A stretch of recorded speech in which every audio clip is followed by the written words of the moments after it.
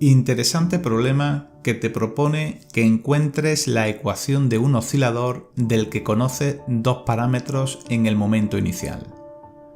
El enunciado dice que sabes la posición del oscilador y su velocidad para t igual a 0. Te recuerdo que para expresar la ecuación de movimiento del oscilador tenemos que obtener la amplitud, la frecuencia angular y la fase inicial. De estos tres, el cálculo de la frecuencia angular es fácil, pues nos proporcionan la frecuencia del oscilador. Recuerda que frecuencia angular es igual a 2π por la frecuencia. Si expresas la frecuencia en hercios, es decir, en segundos a la menos 1, directamente se obtiene la frecuencia angular o pulsación en radianes por segundo. Recuerda que hemos estudiado que existe una ecuación que relaciona posición y velocidad. En esa ecuación hay 4 magnitudes. Esas dos, la frecuencia angular calculada y la amplitud. Por tanto, recuerda, esa expresión te permite el cálculo de la amplitud del movimiento. Y con eso ya tendríamos 2 de los 3 parámetros que se requieren para la ecuación de movimiento del oscilador.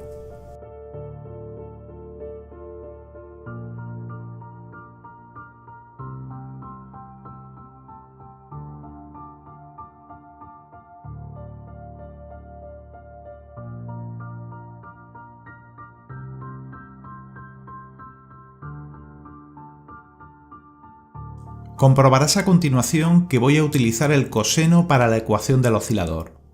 El objetivo siguiente es el cálculo de la fase inicial.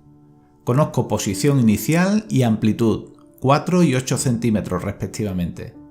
Busco el ángulo cuyo coseno sea igual a 0,5 y esa será la fase inicial, pi tercios radianes. Esto que estás viendo a continuación es incorrecto. ¿Supones por qué? La ecuación que ves en pantalla contiene los 3 parámetros que he calculado, y si haces t igual a 0, puedes comprobar que se obtiene x igual a 4 centímetros, es decir, la posición inicial del oscilador, tal y como dice el enunciado. Entonces, ¿dónde puede estar el fallo? Esa ecuación de la posición predice un valor de la velocidad inicial de menos 87 centímetros por segundo.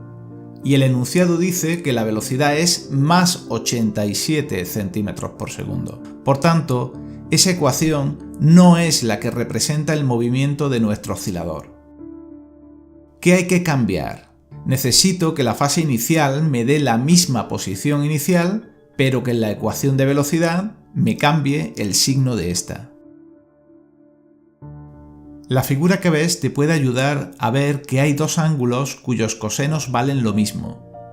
En nuestro caso, pi tercios radianes en el primer cuadrante y menos pi tercios en el cuarto cuadrante.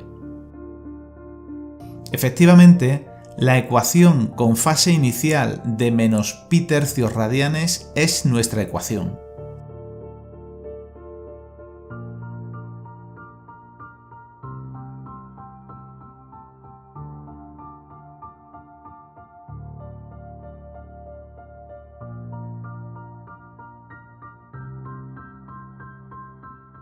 Si decides usar la función seno, tendrás que sumarle pi medio radianes a la fase del movimiento para que ambas funciones valgan lo mismo.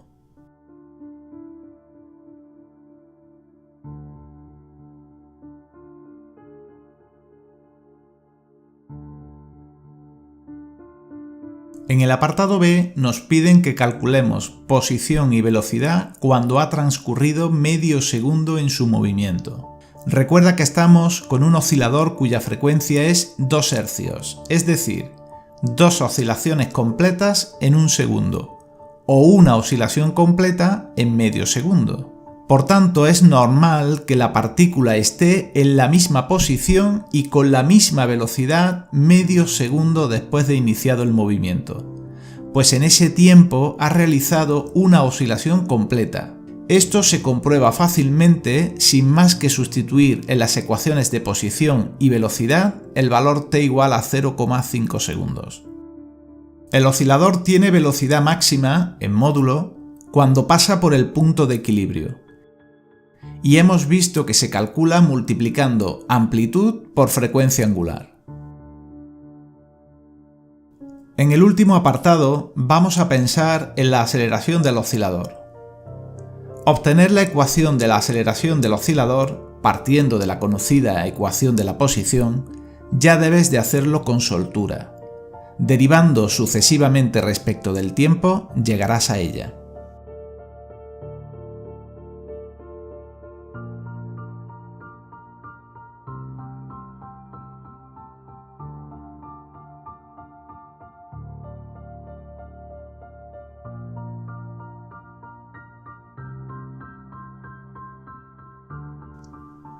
Nos piden la aceleración para t igual a 2 segundos.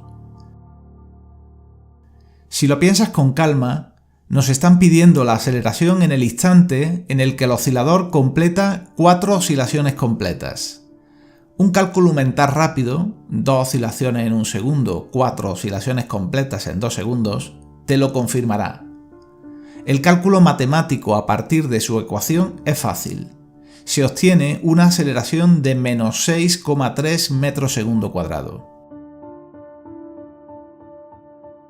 Un último comentario sobre la aceleración del oscilador.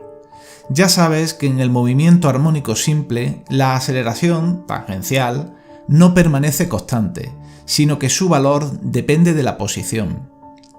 Recuerda que cuando el oscilador esté ocupando posiciones positivas, la aceleración será negativa, y cuando ocupe posiciones negativas, será positiva. Si lo piensas con calma, te darás cuenta que el vector aceleración siempre apunta al punto de equilibrio, es decir, al punto respecto al que oscila.